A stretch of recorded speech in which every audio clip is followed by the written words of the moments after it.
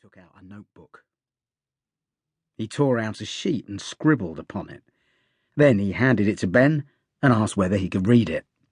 "Course I can," retorted Ben, and held the paper hard against his best eye.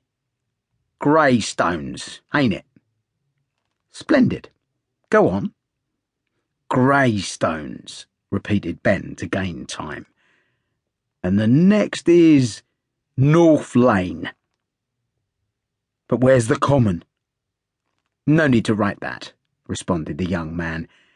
"You can remember Wimbledon Common, can't you? And if you lost that little piece of paper with the complete address on it, somebody else might find it and go after your job." "So they might," murmured Ben, impressed. "Now, I'm going to give you £1," proceeded the young man, "and that will cover your expenses all the way." It would more than cover them. Ben kept very still, lest his companion should realise it.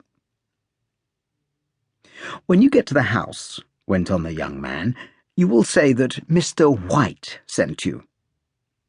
Him being you, like. And you will hand over the piece of paper with the address on." "Yes, but who?" "I'm coming to that now.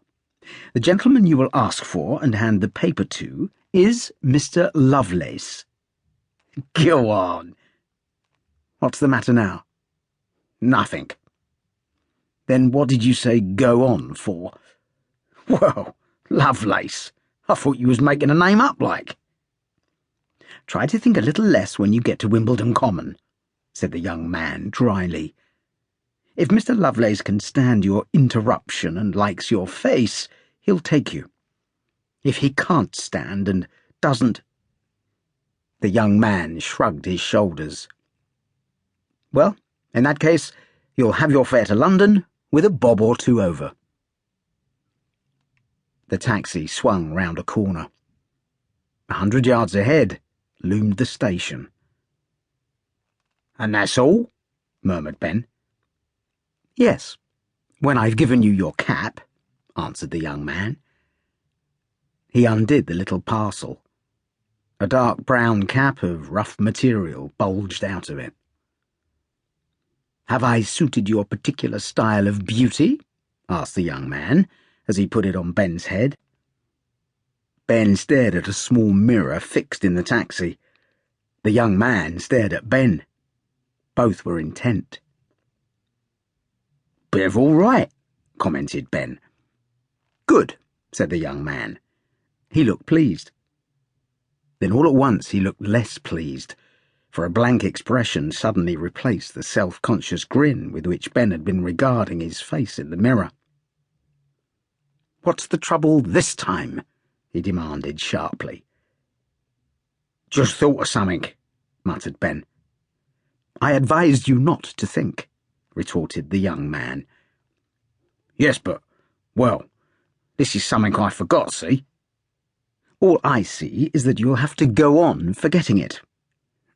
And as though to clinch matters and to end wavering, the young man whipped out his case and handed Ben the promised £1 note.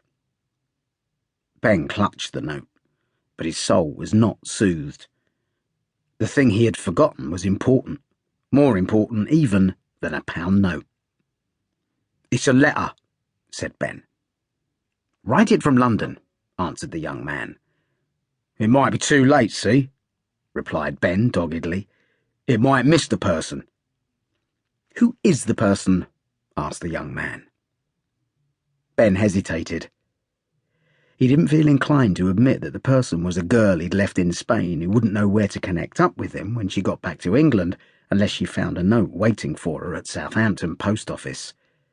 Such an admission, besides treading on sacred ground, would reinforce the young man's proposal that the note should be sent from London, since it was hardly likely that Molly Smith would reach Southampton hot upon Ben's heels. "Yes, but she might," reflected Ben, "and I ain't taking no chances. London's a long way off, and while I'm here, I'm here." So he told the young man that the person was a bloke what owed him a £5, and that he wasn't going to waste no time in getting after it. This story, coupled with the queer